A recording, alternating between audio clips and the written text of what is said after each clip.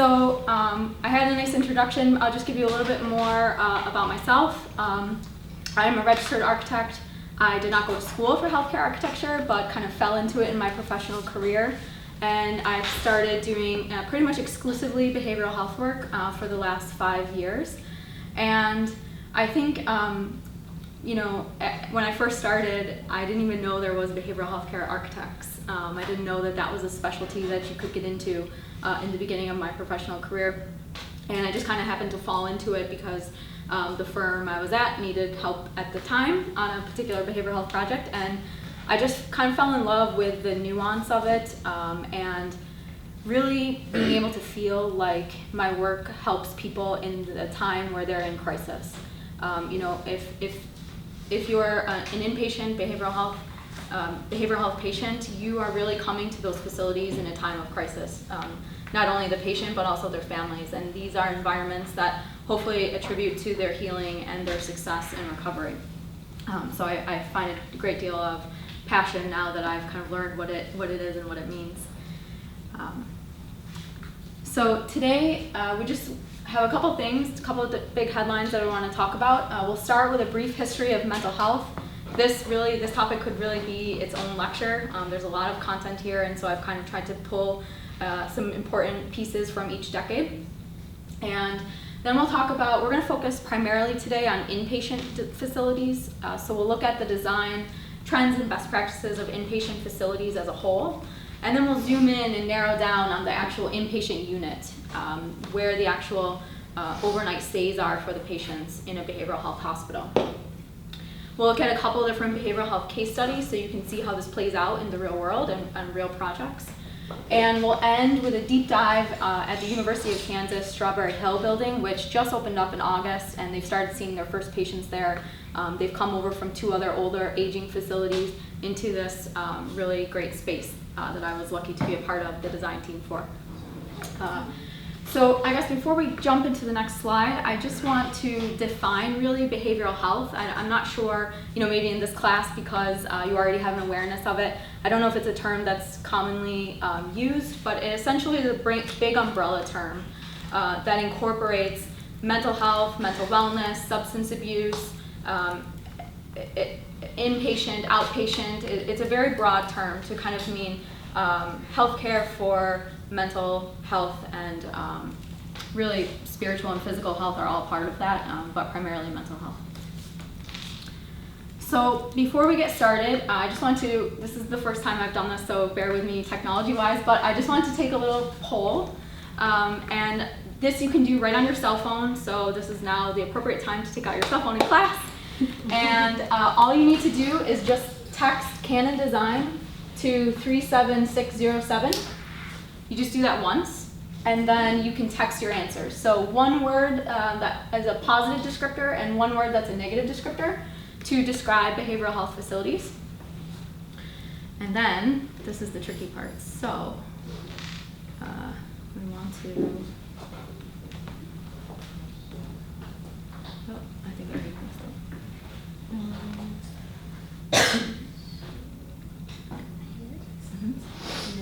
Share that. So the number again is 37607, and you're just texting Canon Design, and then your 2 words separately from one another.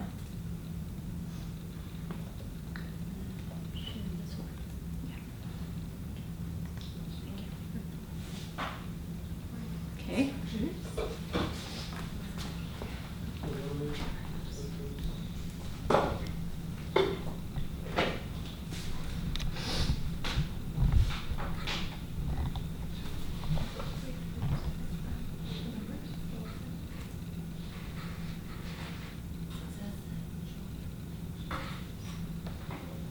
Yeah, it won't give you any response after you send that first text, so you can just send your words. This is great. Okay. Healing, uninviting, supportive, lonely, isolation, rehabilitation, supportive, stigma. These are great. Healing's getting a couple votes. Stigma's getting a couple votes.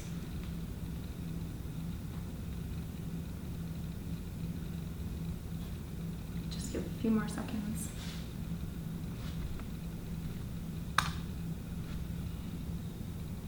Okay, this is great. So it seems like this is along the lines of what I was hoping for, right? There is a big history of mental health facilities, and with that comes years of stigma associated with what it used to be. And hopefully today we'll learn a little bit about where it used to be and then where it's come in the meantime. And so these are all very appropriate to both old and new facilities today, honestly. There are a lot of campuses that may have been built in the 1800s or early 1900s that are still in operation today. And they're struggling with being an older facility and trying to be a healing environment, trying to be a supportive environment, trying to deinstitutionalize themselves and find the right balance in terms of investment in their old campus and their old infrastructure and their investment in their patients and newer environments. And so, the words like stigma are still very appropriate and very relatable to both older campuses and newer campuses. There's a lot that we can do to help try and break down that stigma through a design perspective, and we'll talk a little bit about that later in the presentation. And just going back to these aging campuses, the words here, dark and lonely, a lot of these campuses were built with where building technology is not where it is today. So the idea of an expansive glass facade like this was not possible in the 1900s, right? So they are much darker facilities just by the nature of design building technology. And so these are, again, like I said, very appropriate to both the older facilities that have aged out and then also still the older facilities that are currently in operation today. Okay, thank you for participating, and we'll go back.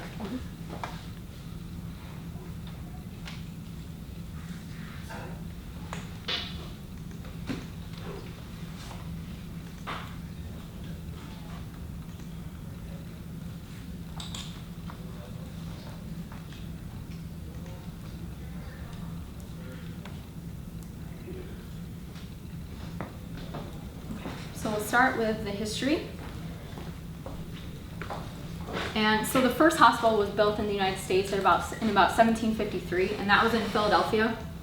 And although it treated patients with mental illness, it wasn't fully dedicated to patients with mental illness. And that didn't come until about 2 decades later, in 1773, where the first hospital dedicated to patients with mental illness was opened in the United States. And so this has been something that as a society we have been struggling with and dealing with for quite some time.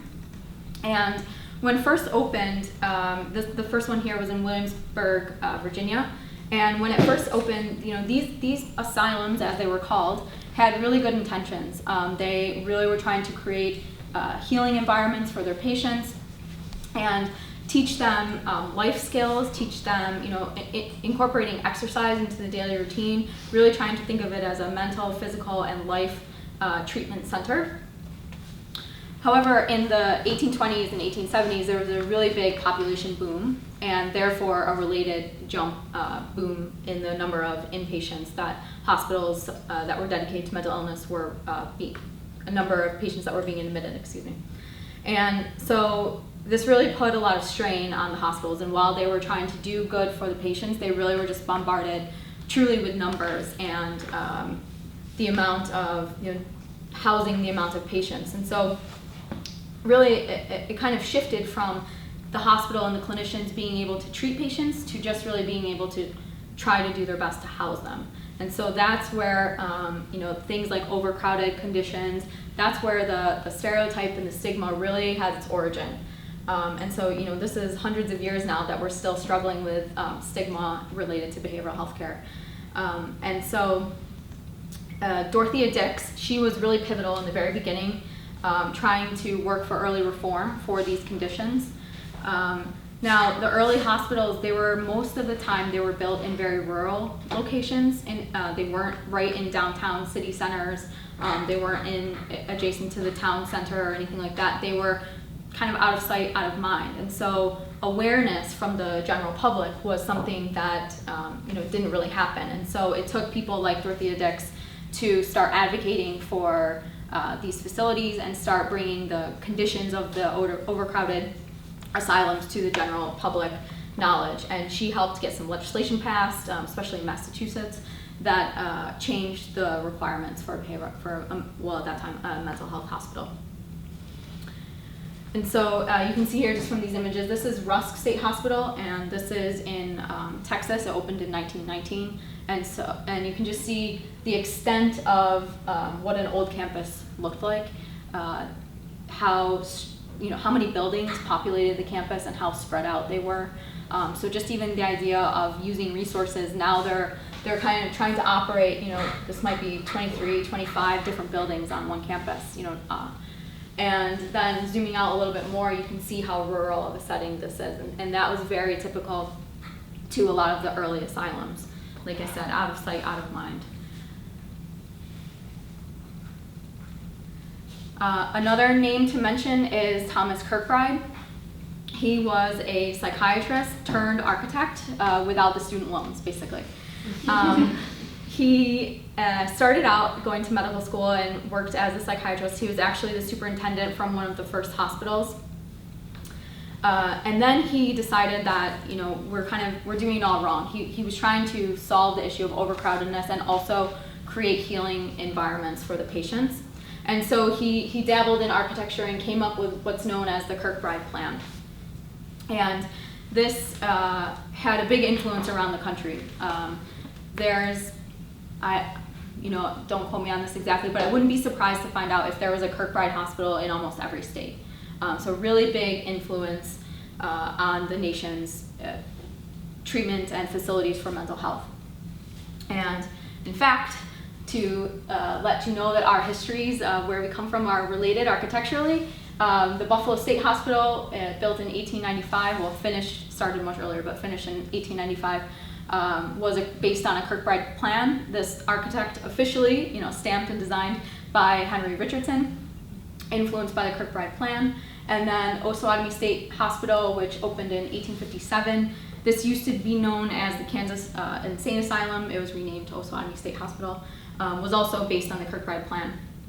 And it was completed in 1881 and for only $350,000, which would be amazing if that's how much our projects cost today, but they don't. The main building here was actually demolished over, I think, in two different phases, and it is no longer standing today. But the campus is in operation today. Okay, so as they became overcrowded, there was a movement that began in the early 1900s for deinstitutionalization, and community-based programs were actually set up in the 20s and 30s to help really deal with the constant struggle of what the best method of treatment was for these patients.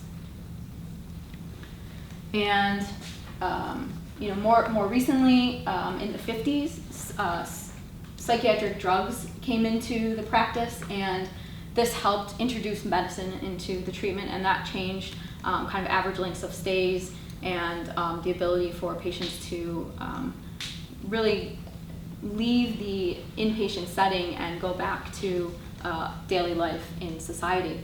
And some of the early asylums, the approach really was you kind of go there for life. You're admitted for a very long time, and sometimes for the rest of their life.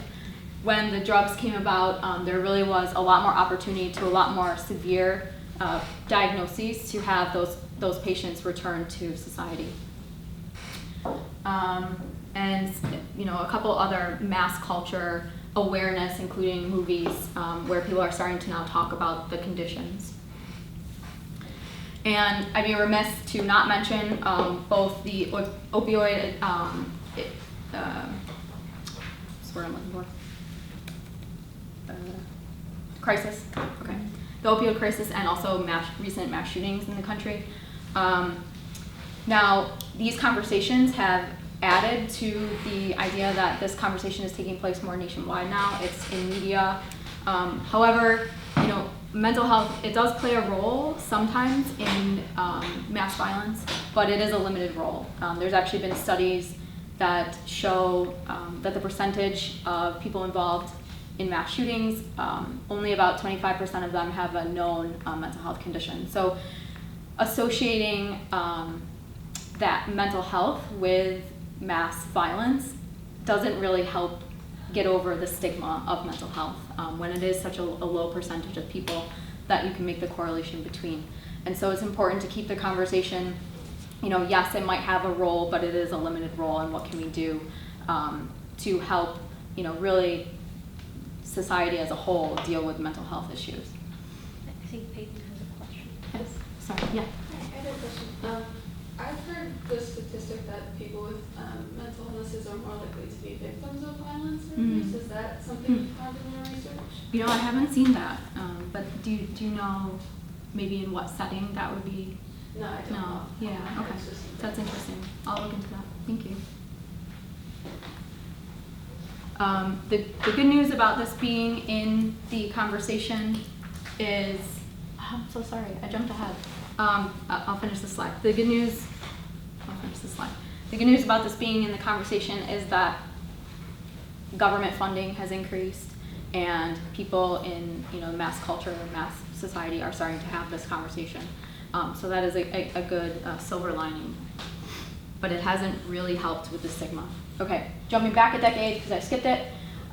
2 legislative issues that I just want to make you aware of.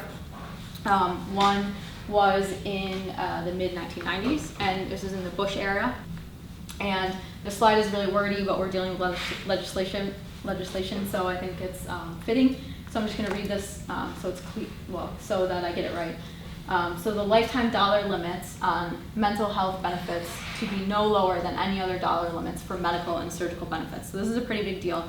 It's basically saying it's no longer apples and oranges, but it's apples and apples. Mental health and medical health are now have to be treated the same by insurance companies. So that was a big shift in approach as a society to have the Mental Health Parity Act in 1986. In 2010, as part of the Affordable Care Act under President Obama, mental health became an essential health benefit, and it means really that plans can't be more restrictive to mental health care than they are to other kinds of health care. It can't have higher deductibles or higher copays. It can't be a more financial burden to the patient than regular service for other treatment. And the graphs over here on the right, you can see this is utilization of behavioral health care services. You can see the effect almost immediately from 2010 to 2011, the huge change in the percentage of claims that insurance companies were getting for behavioral health issues and mental health issues. So that speaks volumes to me in terms of the power that legislation can have on behavioral health and really healthcare in general, but as a society. And then down here, non-substance abuse percentage of claims. Again, 2010 is here, 11's here, and then all of a sudden it jumps up. And this is really mood disorder, bipolar, depression, anxiety, all of those non-substance abuse diagnoses. Okay, we did this one. Basically, this I just want to point out, routinely blaming mass shootings on mental illness is unfounded and stigmatizing. That's the point that I was really trying to make earlier.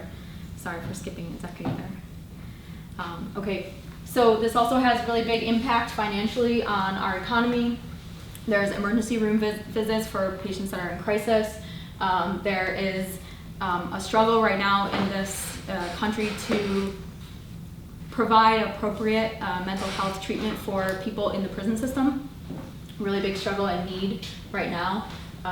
The opioid epidemic is costing this country over $1 trillion, and I don't even know what that means. That number is absurdly large and really hard to comprehend. So that has a huge impact on our economic state as a country. So where we have moved today over the last few decades is really trying to provide a continuum of care for mental health and mental health treatment. This means everything from inpatient overnight stays for maybe several years down to an hour outpatient treatment seen at your primary care provider. It's trying to find the least restrictive environment in which the patient can function in. and therefore tailor the plans, the treatment plans, to each individual patient. So a lot more focus on the individual needs rather than the collective whole of people diagnosed with mental illness, because there's a lot of nuance as research and science have kind of caught up to this practice in healthcare. There's a lot of nuance between the diagnoses and the importance of having that patient operate in the right environment that's best for them. And you know, this whole really, especially with inpatient care, this becomes the patient's home away from home. And it's important to design facilities that respect them as a human and respect their dignity that they have. And so from the old institutions to what we're trying to do today, there's been a really big shift in focusing on patient dignity and patient choice as well. Okay, so there's all different types of behavioral health care programs. I think I've mentioned a couple of them. Emergency department, kind of crisis EDs, psychiatric EDs, behavioral health section within a regular emergency department, and specifically designed behavioral health care rooms in ED. This could be anywhere from 6 to 48 hours length of stay. Then we have crisis stabilization. These are normally, again, mostly because of legislation, not because of patient need, less than 24 hours in crisis stabilization. Rules and regulations kind of dictate that number. You have adult, child, and adolescent, and you also have detox, which is basically anyone coming off of substance abuse addiction before they go to an addiction center, or they might not do that as their next step, depending on their treatment plan. We have acute inpatient unit, and this is really where the rest of the discussion today is going to focus. And this could be anywhere from 3 to 5 days. Tertiary care, inpatient care, this is longer stay. This is state hospitals, county hospitals. These two categories are what we're really going to talk about today. Transitional. What's been really great in the last few decades is that it used to stop here. And now all of a sudden there's been a shift in, again, this goes back to the continuum of care, really trying to have some step-down measures. You know, after you have surgery, you stay in the ICU, you don't just go home the next day, you move to a step-down floor, and they're really, making sure that you're well enough to go home. And it's the same thing here with different step-down methods for behavioral health. Moving into a transitional inpatient unit, for a couple months, learning things like life skills, how to cook, how to do your laundry, how to be self-sustainable. And then day hospital is a little bit less intense. It's not overnight stays. It could be a full day, 8 hours type of thing, where you're still kind of going and having group therapy and learning some of the life skills that I just mentioned. And then outpatient clinic, 1 to 2 hour visits with a physician to really as a mode of treatment, but a check-in way as well. Okay, so jump into inpatient facility design, trends and best practices. So as I just talked about the different types, even within inpatient facilities, there's different types in there. So layer into layer here. So there are public facilities. This is federal facilities, state hospitals, county hospitals. The image there is Essex County in New Jersey. There's private for-profit. These are large multi-state, multi-site providers, for-profit, so normally appropriate for a certain population in the country. Private not-for-profit, hospital systems, university systems. University of Kansas Medical Center health system is what falls into this category. So the Strawberry Hill Project falls into this category. This is Lindner Center for Hope in Ohio. And then we have facilities that focus specifically on addiction treatments. And then other specialty facilities that focus on dementia care, traumatic brain injury, and intellectual disabilities. These are normally longer term stays because there's a lot more recovery and rehabilitation that has to happen in these specialty facilities. Then there's forensic facilities. This is a proposal for Hawaii State Forensic Hospital. And this really means that the patient was involved in law enforcement. That's what the term forensic means. So they might be there for restorative purposes. They might be there because they were found not guilty by reason of insanity. or they might be there for a mental health assessment. So that has a really broad range of length of stay. The assessment part could be a few weeks. The found not guilty by reason of insanity could be quite a long time. And then corrections, as I was mentioning, there's a struggle right now in terms of the right environment for people with mental illness doesn't really exist in a lot of our jails and counties, and a lot of the population, due to other reasons, have been kind of shifted into that care setting, and there's a real struggle to kind of make adjustments within the correctional facility to create the right environment for these folks. Yeah.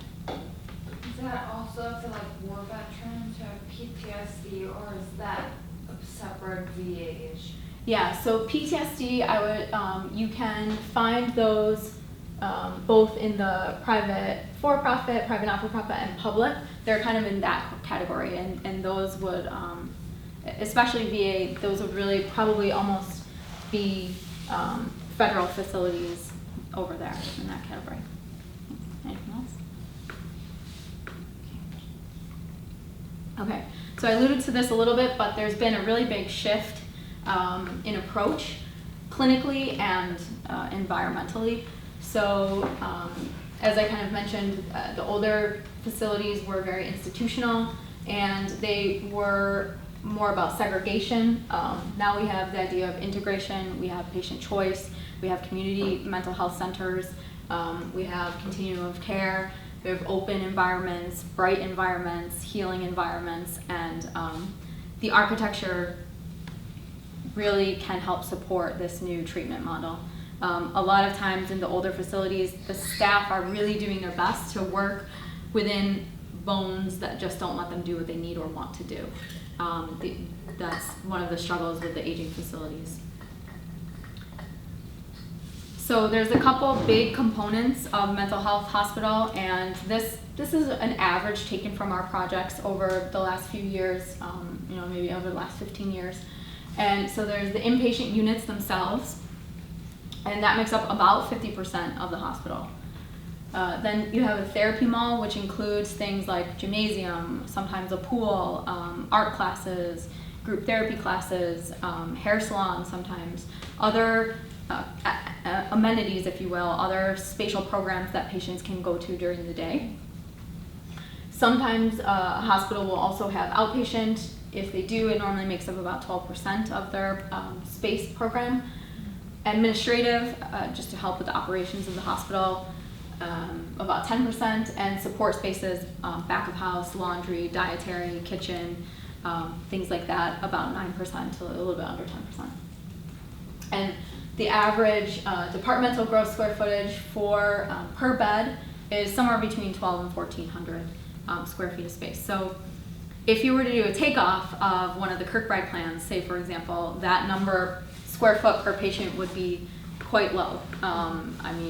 If I had to guess, maybe 500, if that. And so that, in a sense, just gives you a feel for how the design practice has changed with the treatment model. So a diagram of how these components might be organized with one another. In the back in orange, we have the inpatient units themselves. Then we have our strip of recovery mall in the middle there. And these are really spaces for the patients only. Out front here, we have this bar that might contain public components. If it's a teaching hospital, there might be the teaching components in there, auditorium, conference room space, classrooms, lecture hall. Outpatient component would be up here in this front public zone. In some hospitals, it's integrated fully with diagnostic and treatment, so you could go to this hospital to do imaging because you might have sprained your wrist. That would all be on the public side. And then there's this interstitial zone here of things that both sides can share. So the gymnasium might be located in that zone. So during certain hours of the day, inpatients could be utilizing the gymnasium. During other hours, people from the public could come in and use the gymnasium, recreation leagues or something from around the area. And that's something that we have started doing to help break down the stigma of these facilities. The more we can get public to come in and out of these buildings and have an awareness about mental health and the environments, the more we hope we can start to have an effect on the stigma. So there's a pretty big difference between behavioral healthcare settings and medical environments. Number one is safety and risk prevention. If the facility needs medical gases, really making sure that we secure them in an appropriate manner in a behavioral health setting is important. And also fine attention to ligature point attachment points is also critical in the design of these. Do you know what that means? Yeah. So the other big difference is that patients are ambulatory. You know, when you're in a hospital for a medical reason, you're most likely in your bed, 22 hours, 23 hours a day. Exactly the opposite in a behavioral healthcare setting. These patients are out and about, out of their rooms. They're participating in group therapy. They're participating in art therapy, music therapy. They're active. They're engaged, and that's what we want. And infection control is treated differently. It's not a medical environment. You have to be medically cleared most of the time to come to inpatient facilities. And then dining and food and medication delivery differ greatly as well, because in a medical hospital, medication and food both go to the patient's rooms because that's where they are most of the time. In this case, we can have things like dining rooms with porches off of them to have a nice community dining setting. Daylight and views. So for each one of these trends and best practices, when I could find a study that was appropriate, I kind of called attention to it down there, some metrics for evidence-based design. And so bringing daylight into the hospital and providing views out are really important and can have a big impact on average length of stay. That's this ALOS here, so 13.3% reduction. And that's pretty significant. That means that the facility itself can help that many more people because the beds are freeing up that much more quickly. Art and wayfinding. So first and foremost, having good wayfinding is very important for stress reduction. Patients, family, they're already in a heightened state when they're coming to these facilities, and so the easier and more clearly we can design them for wayfinding clarity, just the less stress and the better experience they'll have in these facilities. Artwork can be used to help provide identity to each one of the inpatient units. So, having a patient go to the therapy mall and be able to easily make their way back because they know that they're in the Purple Flower unit or Riverside or Oceanside. Most of the times they get names that go along with the design theme for that unit. It can also help with them being able to leave and come back on their own, in their own way without having to be escorted, and that gives a sense of independence, which is really good. Therapeutic platform. This really tries to look at both the building and the site together as one design element. The more we can integrate the site and site components into the building design, the stronger the relationship and connection to nature will be, which is really important in these settings. These buildings in general have a lot of perimeter, especially in the inpatient unit. Bedrooms, activity rooms, day rooms, dining rooms, all really want and have the ability to be flooded with natural daylight if designed correctly. And so thinking about what is on the outside of that window is also really important. Again, integrating the site and building design. Connection to landscape. Most famously, Ulrich has done significant work on understanding the effects of nature, specifically views to nature, and the impact that those can have on the mind and body of a patient in a hospital. Now, his was on the medical side of things, but the impact, the pain reduction, the stress reduction, the restorative properties, that's all applicable here in behavioral health setting. So creating a strong connection to the environment and to the landscape, as I mentioned, help with stress reduction. Positive energy outlet. A lot of times we do basketball courts, we'll do little picnic pavilions, they can have barbecues, walking paths, trying to allow the site to provide recreation opportunities and exercise opportunities to tie physical and mental health together. And I mentioned this a little bit earlier, but the attempt to have these facilities reduce stigma. So in several of our facilities, the larger spaces, the larger amenity spaces for the patients are also used by the community. We have a project in Canada, Waypoint, and it's a forensic hospital. So these are people that have been involved in the law side of things, and some of them are there because they were found not guilty by reason of insanity. And their pool is used by them during certain hours of the day, and also for swim lessons for kids from the community on the weekends. And so it takes a lot of attention to detail in terms of security to make people feel comfortable in coming into an environment such as that with younger, different populations. But it can be done. And so the amount of, just even thinking of it as an economic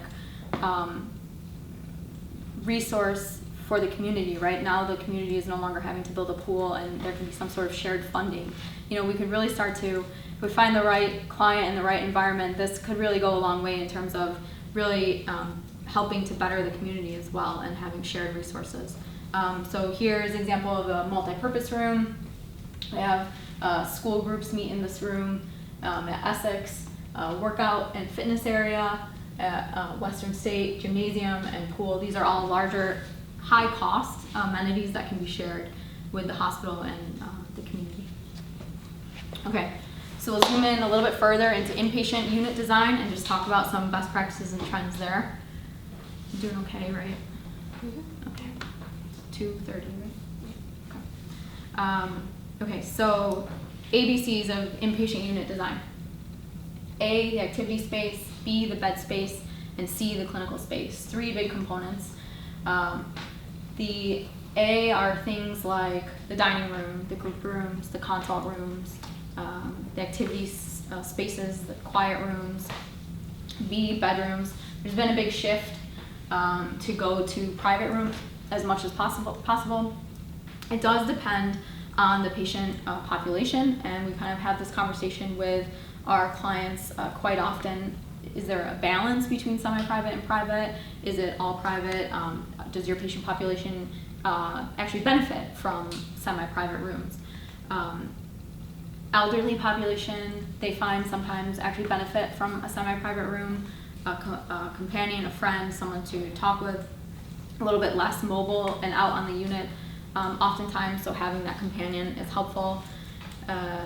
Sometimes we hear facilities that say, someone that's high risk for suicide might do better with a roommate, and so this is really a conversation that we have each project, but the trend really has been more towards private rooms. And C, the clinical zone. This is really spaces that a patient would never go. These are back of house spaces that help support and operate the unit for the staff, which also includes a nurse station at the center, charting, medication room, soiled and clean room, just the kind of back of house service type spaces. Let me go back to that for a second. And so we try to set up 3 different zones within the unit, and it really allows us to help promote, allows the architecture itself to help encourage patients to spend time out in the yellow spaces, out receiving treatment with the staff. And we also can focus on the design of the back of house space to encourage staff to be out on the floor interacting with the patients. So, we kind of think, how can the architecture help increase time of treatment with both the patient and the staff member working together, and therefore help decrease the average length of stay and help the hospital see more patients throughout the year. And so, this is really a nighttime zone. Ideally, the patient's only sleeping in their bedroom, and the majority of the day they're out engaging with other social activities. And this is at the center, right? So it's a pretty dark space most of the time, especially back here, the center core, pretty far from windows. But this station here and out in the activity zones all receive natural light. So this gets diffuse daylight through these, through the perimeter and the facade around the A spaces. And so it encourages, staff are just more naturally drawn towards being out on the unit, out in the spaces where they can care for patients. Don't tell them that I said that we do that. Okay, central point of awareness. This is pretty important. This allows staff to have passive supervision of patients. So not feeling like they're constantly being watched, feeling like they have some independence to choose their activity throughout the day, to choose their environment throughout the day, but still allowing staff to have a sense of visibility and see what's going on the unit. Really important.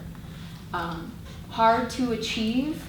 We try to do it in every activity space, if not in every activity space. Things that are normally locked during the day, that when they're not in use, like the group rooms and consult rooms, those can be a little bit further out of sight. But things like the day room, nice and open, free movement throughout during the day, these are spaces that you want to have adjacent to this central point of awareness. And as I mentioned, these units have a lot of perimeter. They're quite expensive to build because of the amount of facade they have, but the way off it is a lot of natural light and a lot of really great environments inside. And so, as I said, really trying to pull that daylight into the center core where the staff are, and they're kind of getting diffuse daylight. And then, you know, by requirement, every bedroom is also required to have a window. On stage, off stage. So, as I mentioned, we have the clinical core back here and all of the individual rooms. These are really rooms for safety reasons and just because there's no need that we don't really want patients going in. And so how can we create a zone where they can be serviced, the soiled and clean linens can be swapped out, the medication can be brought to the unit, all in a back of house mode. So the carts are not being brought out into the therapeutic milieu out on the unit. Things aren't getting left behind or left unattended, you know, in the middle of a corridor where patients are. It's all done back of house.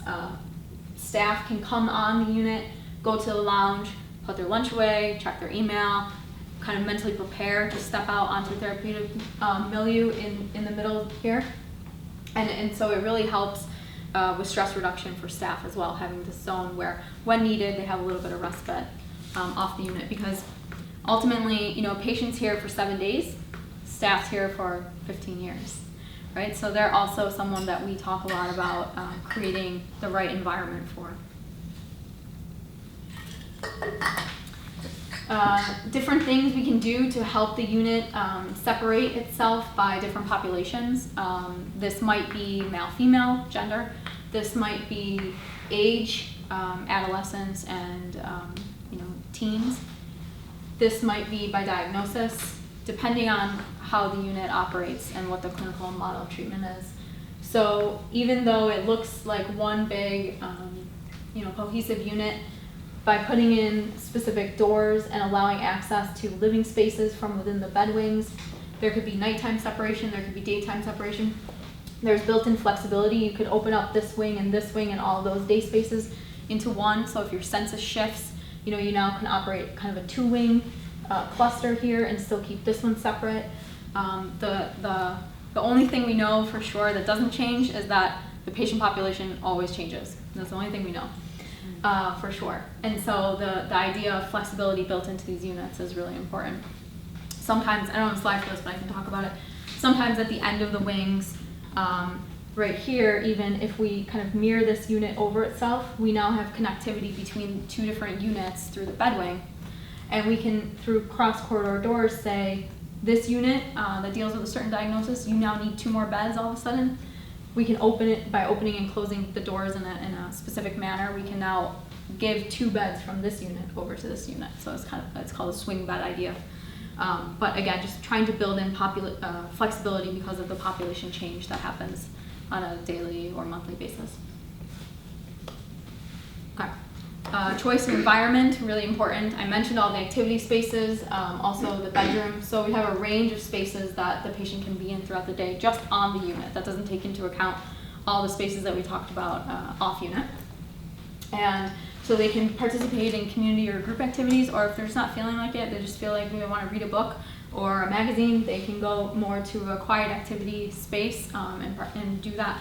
Now there are, you know, structured hours throughout the day, but there also is free time where these choices are really important, because just like us, we have the choice to do that in our own homes.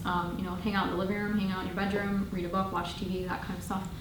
So respecting their dignity, their choice, creating a flexible environment is all really important. Center point of awareness. This has been something that's been changing over time, and something that is even in the middle of, well, not in the middle, in the very beginning of another big shift, maybe. So the nurse stations, especially in older facilities, used to be enclosed, a barrier really between the patient and the staff, physical barrier. And not that the staff spent all their time behind the glass, but they did have the ability to retreat back. And oftentimes you find that's normally where they would position themselves.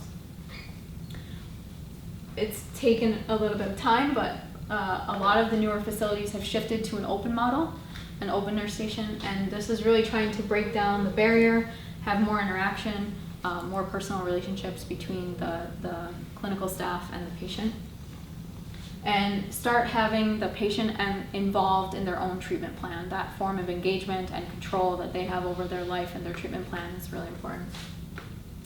And then there's been a shift in two of the last two clients that we've had where we're really starting to question, with the technology that's available now, with the security and safety features that are built into the unit, what can that central point of awareness become? Does it have to be a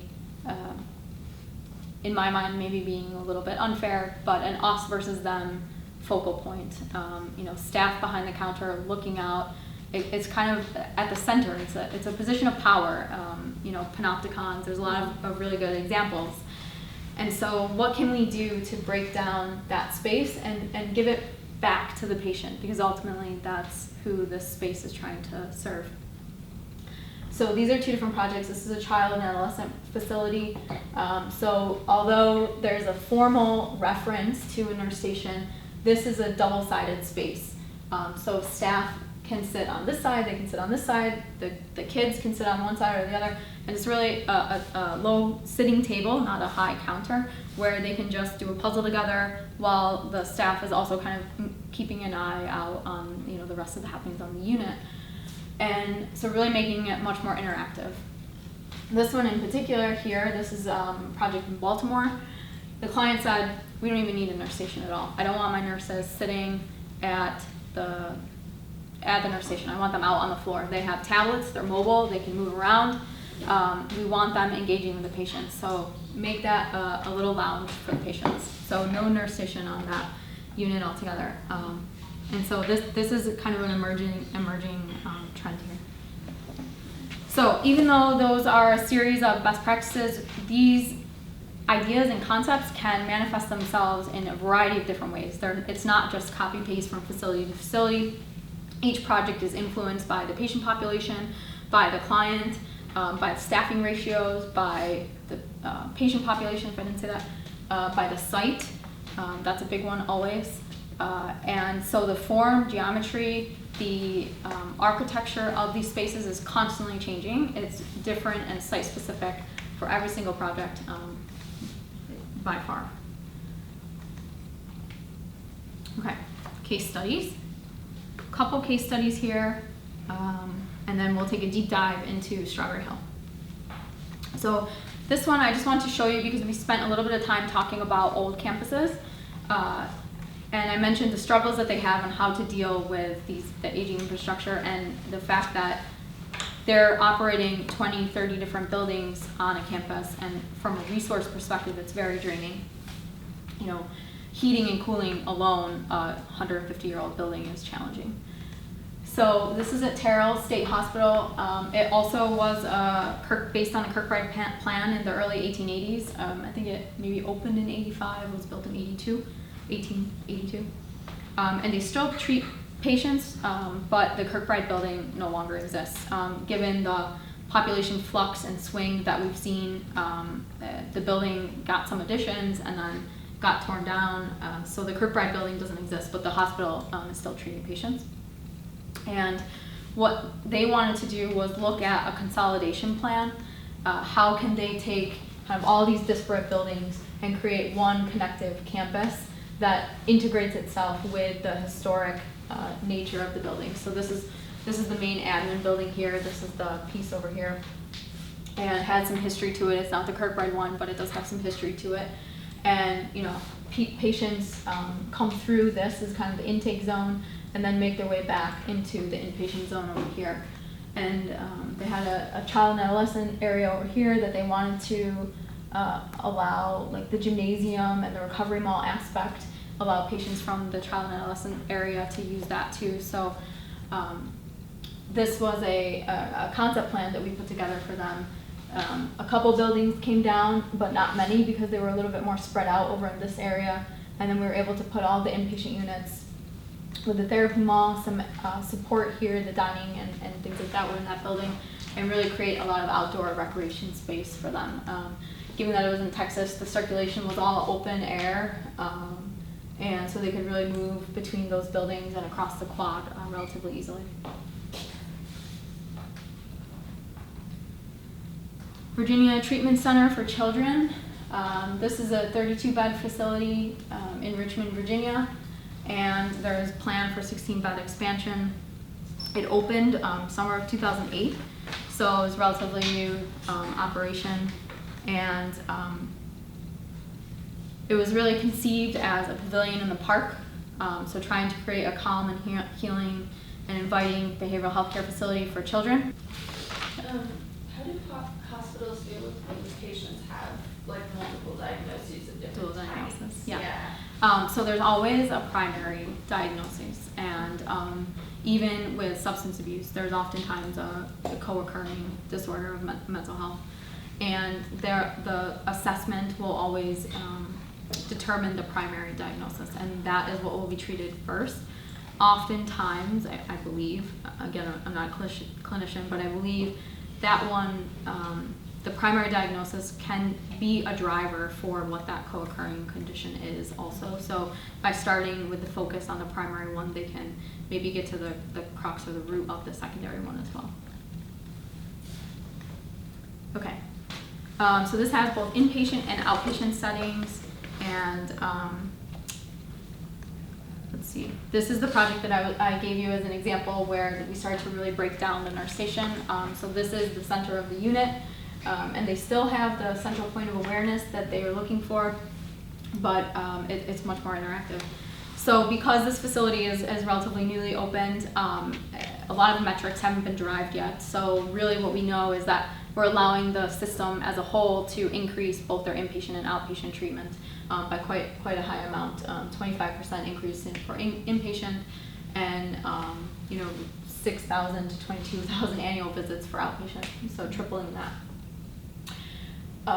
Space for kids and adolescents. This is different than a lot of the projects we've seen so far on the screen, but bright, vibrant, full of color, really similar to any children's hospital, medical hospital that you may have been in, CHOP over in Philadelphia, or, sorry, I'm not too familiar with any in this area for children's hospital, but really trying to be engaging for the kids and designed at a scale that fits them as well.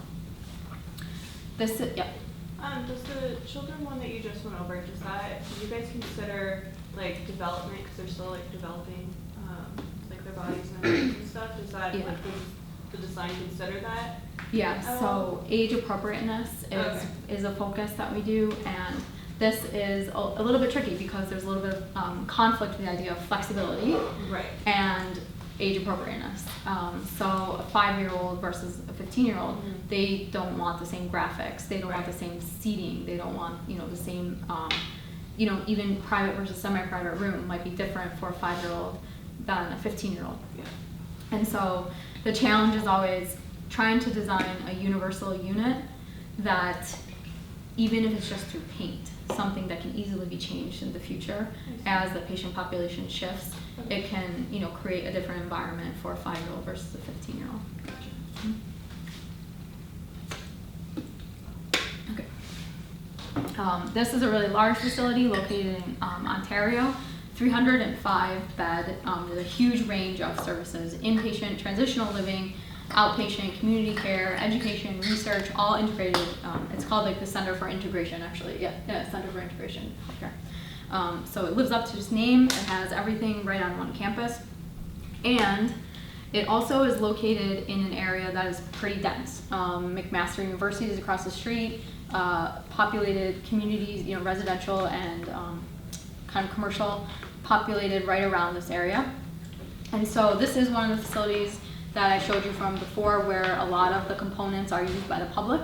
And in fact, while I just told you that it was in a pretty dense area, they were lucky enough to have a lot of land.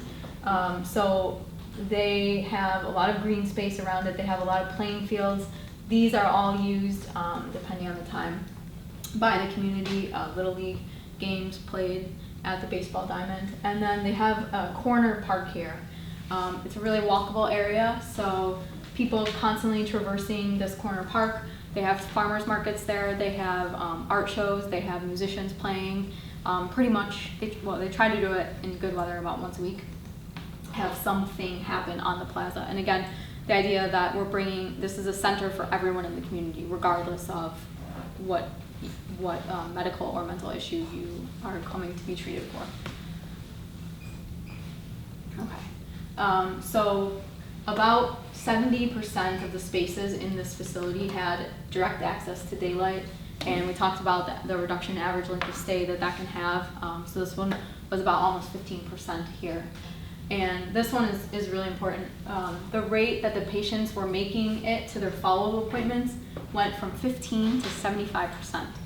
So your release from an inpatient setting and your follow-up course of action is to come for outpatient or day hospital treatment, once a week. The percent that people will actually come back was very low for this system, 15%. And now this new facility has allowed them to increase that number up to 75%. So huge impact on the continuum of care that was available for these patients. Crisis Stabilization Response Center. This was first of its kind, a 120-bed facility in Tucson, Arizona.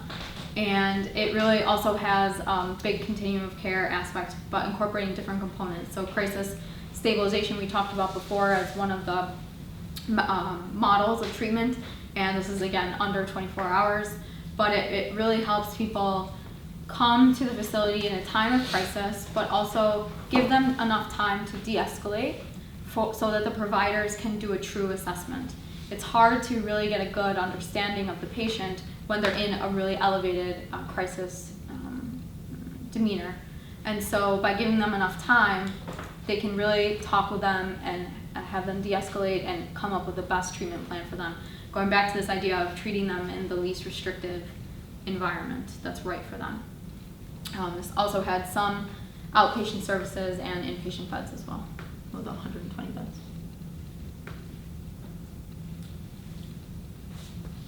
So they had a 70% reduction in assaults within the first 5 months, and a 20% decrease in the ED volume from 2011 to 2012, and a reduced risk of patient elopement. Also, because of the inpatient unit design, if you recall, 2 different entries, one for patient, one for staff that I was showing you before, that helps significantly with patient elopement. Any questions before we jump into Kansas? Do you think that facilities mostly have outpatient clinics within the inpatient, or are there specific buildings that are solely outpatient? It's definitely both, for sure. The trend lately, it also kind of depends. A university health system would be more likely to have inpatient and outpatient in the same facility because they can share resources. They're most university systems are large. They have a big campuses, and the idea that they can share resources and staff and have them all in one spot, they most likely would do both in one building or one campus at least. Yeah, I found a lot of research of independent outpatient centers. Independent outpatient centers for mental health. They exist. I think I'm not that familiar with outpatient side of things. I focus more on inpatient. But something like a state hospital, they would most likely have just inpatient, and then there would be another area within the state for outpatient mental health treatment.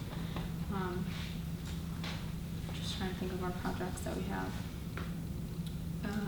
But hopefully that's No, good. yeah, I feel like it's just kind of like a zone, within Yeah. the inpatient. That's good to know. Thank you. Would you say, since these spaces share inpatient and outpatient, that the best practices apply for outpatient as well? Or are there specific things that are more aligned to inpatient design?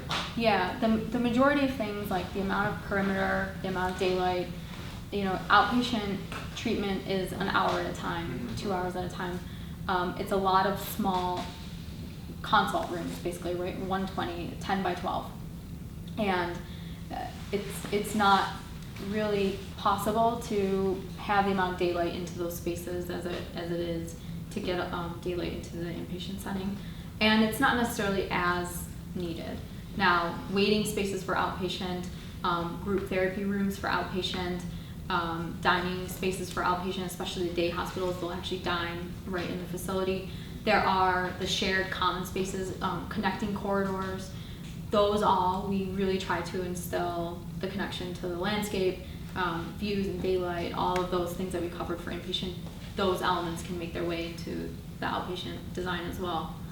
But the individual consult rooms is much more difficult. Those normally become kind of like a suite integrated. I have a really question. So for inpatient, did I jump?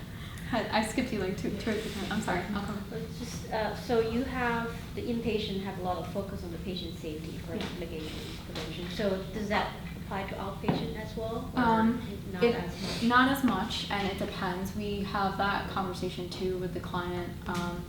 A day hospital setting, the answers will be different than just like a outpatient clinic setting, because it's a different level of care and the patients are at a different level of their recovery.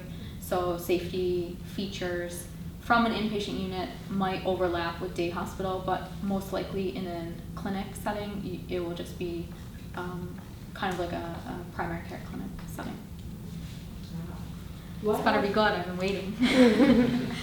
What are the medical technical rooms we should provide in a hospital? Like in a general hospital, we provide imaging section, the surgery section, and what are the rooms for the mental health hospital we should provide? Medical rooms? The technical sections like imaging section, surgery, or what should be? Most facilities, the patient has to be medically cleared to come to the inpatient setting. And so there's really not a need for, there's an exam room on each unit. Within an intake department, there would be maybe like a portable x-ray machine, a spot to do blood and urine collection, but there's not a heavy medical component to these facilities. In some of the projects that we talked about, they were larger integrated campuses that also had, as a service that they were providing to the community, medical components. So if we're talking, just true inpatient behavioral health treatment, very little medical need at all. Sometimes not by need, but sometimes by community need, integrated with other medical components such as imaging. Is that good? Okay. Anyone else? Okay. So the University of Kansas Strawberry Hill Behavioral Health Hospital recently opened in August, as I mentioned. First patient in September, they're up and running. They have a slow integration from the two other campuses that they're bringing in. They're going to do it slowly over time, but by the end of the year, they'll be in full operation. 200,000 square foot building, fit out at about half that, 50%, so about 110,000 square feet of space that we actually fit out for this component, and the rest of it, the kind of northern half of the plan, is future growth and future development. So, there was talk early on by them as having outpatient integrated into this behavioral health hospital, so a center for mental health treatment. It's an urban site. There's roads around all sides. There's a pretty big grade change. This area is much lower than this area here. And so we have tiered parking in the back. This was a building that sat vacant for 10 years right in downtown Kansas City. And KCK, I should say. And it was formerly occupied by the EPA, the government agency, and so it was an office building. And a shift recently is behavioral health providers trying to locate themselves no longer in rural areas because it's really difficult for patients and families to get to them, but trying to locate themselves right within the community they serve. And the University of Kansas was really insistent that that happen. They wanted to be in Wyandotte County, they wanted to be in the area where their patients were, and they wanted to have a strong community presence. And so this vacant building served as a really good opportunity for them to do that. It's not often that you find large acres of land free in the middle of a downtown city center. And so the fact that this had a lot of square footage and had really good infrastructure was appropriate for what they were looking to do. I personally think that as more and more health systems and hospitals and state agencies try to integrate into the community for mental health services, that we're going to see more and more renovation for behavioral health, and we're going to see more and more urban design and urban centers for behavioral health. So because of the multiple levels and the kind of site issues that I indicated, staff actually park kind of in this area and enter the building from the back at a lower level. And visitors, public, ambulance all come in from the front here. And there's an ambulance drop-off area. There's some visitor parking and things like that. And they enter on what we've called level 1, and they enter on level 0 back here. So as I mentioned, it's right downtown in KCK. It's a really great spot. Number one, easy to get to with the highways. It's I think maybe like 12 minutes to their main campus. So in terms of sharing services, it's quite an easy, quick drive for them to make that connection to this building. And then if you look at this, kind of sits up high and overlooks the river and the downtown Kansas City, Missouri over here. So really great views out of the building as well. So by opening this new facility in downtown Kansas City, Kansas, we are expanding access to critical mental and behavioral health care services. We're also bringing new life to the vacant landmark building in the heart of our community. So a lot of good stuff that this building is doing. It's sitting in a neighborhood called Strawberry Hill, and it has a pretty interesting history behind it. It was heavily settled by an immigrant population, and it is starting to become a booming area in downtown Kansas. And maybe some of you in the room know a little bit more about it than I do, but it seems like there's a really good opportunity for this facility with 400 staff jobs to become a really good economic catalyst in the community. Since this project was started, there's actually a grocery store opening up across the street. There's been a number of small entrepreneurial small businesses that have opened in the surrounding area. And so hopefully this is just one more component to help with economic stimulation of this area.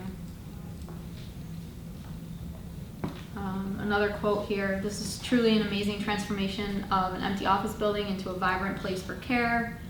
Our one and only mention. Our care teams have worked alongside architects and designers to create create a leading edge facility for our patients, families, and staff. So this was quotes taken from the ribbon cutting ceremony.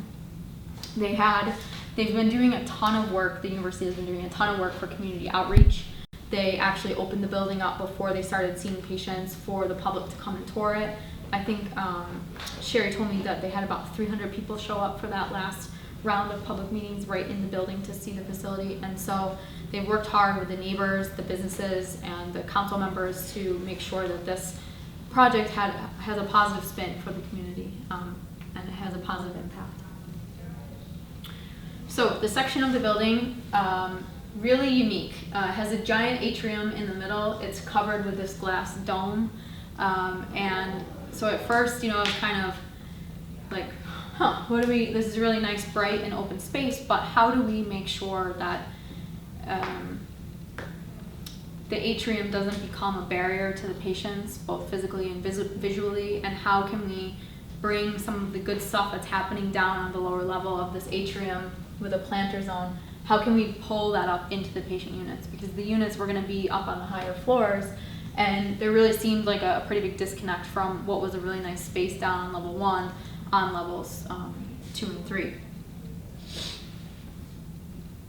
And so this was the end result, and so we, the design was interesting. Every level, the floor plates stepped back, and so while this is the side of the building that's occupied now, this is the side that's vacant for future.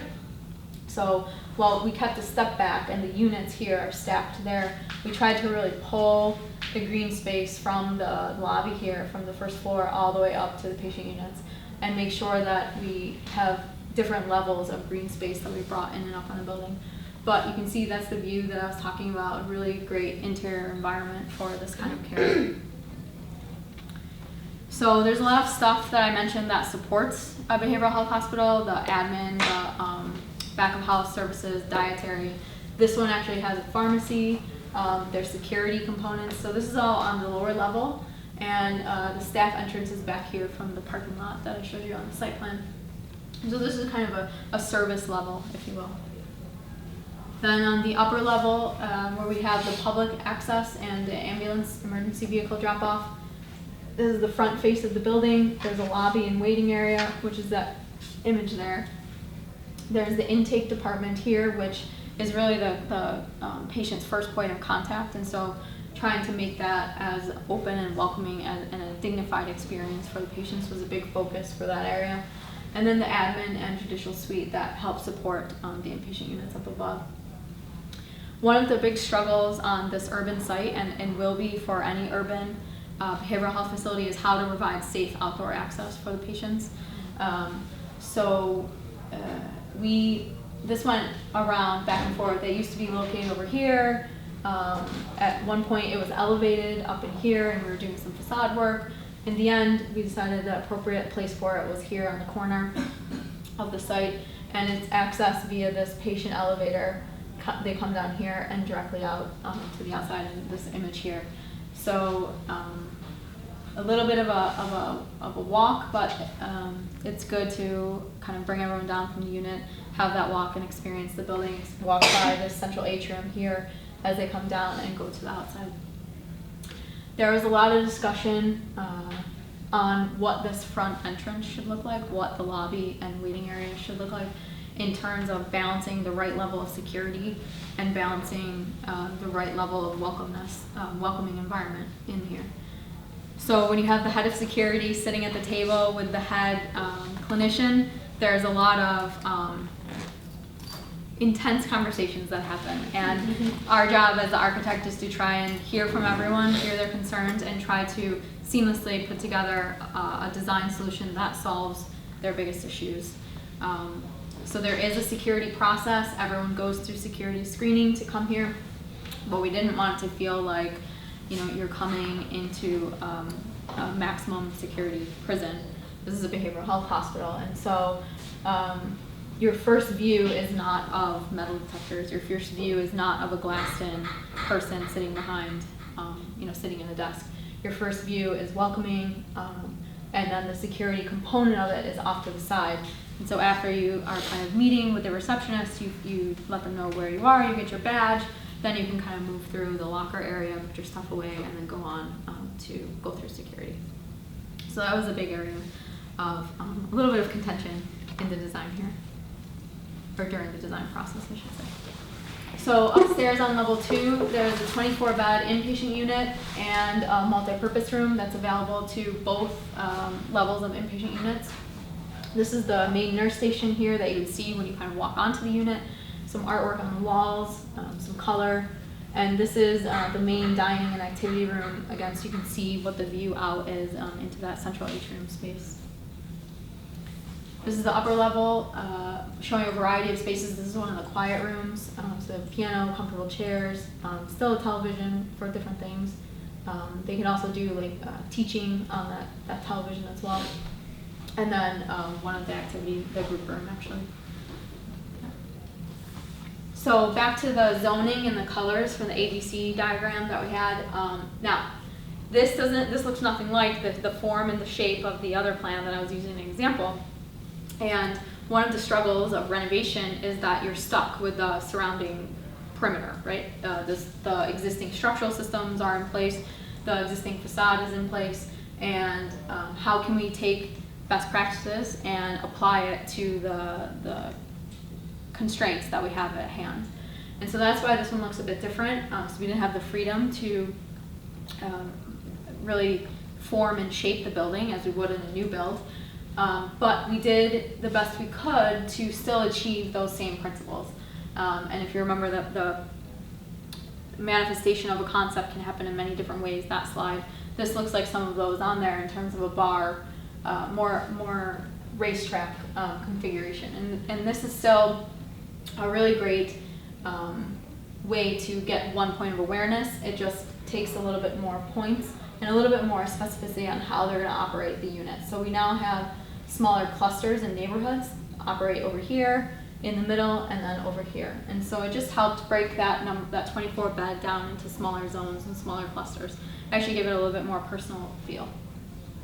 And then we have a dining and group activity zone in here. So all the yellow stuff here can be shut off at night, so there's no concern that patients might be in that space, or opened up during the day and have patients from both neighborhood or all three neighborhoods and clusters utilizing this yellow activity space. So given that we had a fixed perimeter, all of the bedrooms kind of ring around the perimeter, all getting a window, and then we put all of the activity spaces in the center, so those are the ones that are adjacent to the atrium. Staff back of house space here, they have their separate entrance up here, so the staff lounge, the conference room, the medication area, the soiled and clean, storage, their offices and workstations built are all accessed via back of house. So the building itself naturally was just set up to 2 points of entry. You come out of the elevators and go left and right, and you have 2 ways onto the unit. So that was a really great aspect for this design, that it was already had tendencies for that approach. And so, yeah, hopefully it just opened. Hopefully, I don't know if you guys are gonna whenever be able to go there because they're in operation now, but it's something that I'm really proud of to be a part of, and hopefully it's helping a lot of people in the Kansas City and Missouri neighborhood. So the statistic is, 1 in 4, 1 in 5. It changes based on what you look up. People suffer from a mental illness, and so, just taking the numbers here in this room, that's like, 3 or 4 of us, right? And it's either that or you have a family member that you know. And so this is an area of architecture that I think is really important, and hopefully that sheds some light on some of the challenges, struggles, and positives of behavioral health architecture. So, any questions?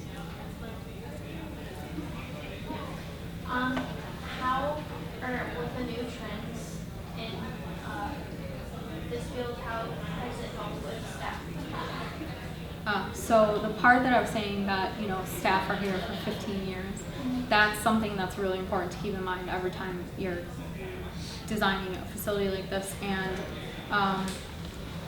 one of the things that we're going to be studying at the Strawberry Hill campus is staff retention changes, to see how that has an impact. Creating things like a staff lounge that's off the unit, creating spaces that, conference rooms with windows, all of these kinds of things, we can only hope, add to the staff retention, but specific studies and percentages we don't have yet, so we'll get there. Yeah. So like you were just saying, every project that you do you keep up with them after you're done with the construction and everything to sort of keep up that evidence and see what works and what doesn't? Mm-hmm. We really try to, and it depends on the client. It takes time and money from both sides to gather data and keep on top of things like that. And so when we have the right client, that's something that we try to do on a regular basis.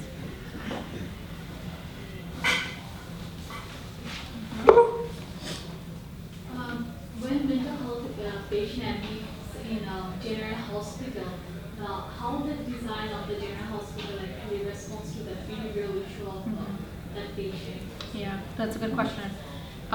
So some hospitals don't, and the hospitals that do, do it in a variety of ways. Sometimes in the ED, they'll have behavioral health safe rooms, and it means a lot of things, but essentially the big part of that is making sure that the medical gases can be closed off in the appropriate way, and ligature risk in terms of the design of that room.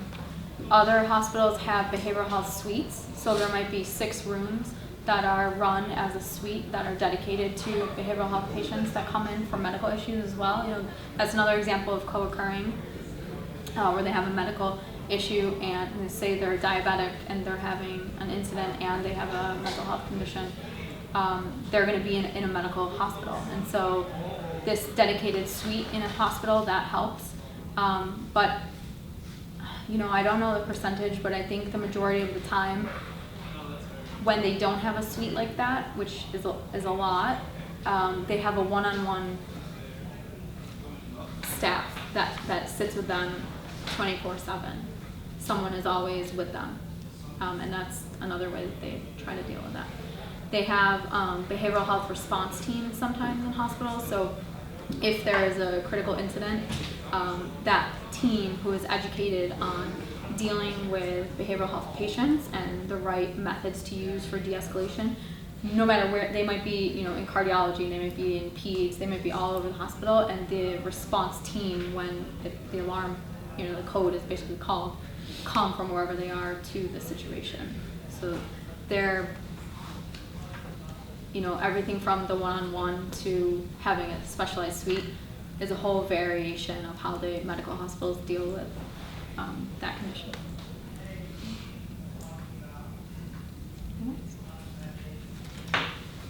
Any other questions? All right.